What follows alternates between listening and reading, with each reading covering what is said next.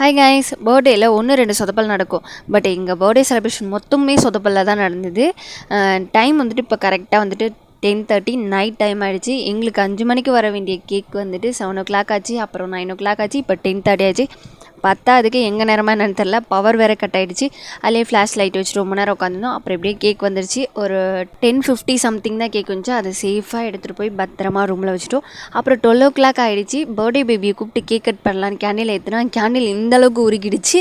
அப்புறம் போய் பர்த்டே பேபியை கூட்டிகிட்டு வந்துட்டோம். பர்த்டே பேபியை கூட்டிகிட்டு வந்ததுக்கப்புறம் ஸ்ப்ரே அடித்தோம். பாஃப் வெடிக்கலான்னு ட்ரை பண்ணும்போது வெடிக்கவே இல்லை.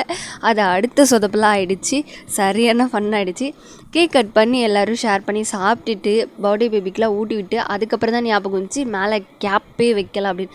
அதுக்கப்புறம் சரி ஆசைக்காக போட்டு விட்டாச்சு.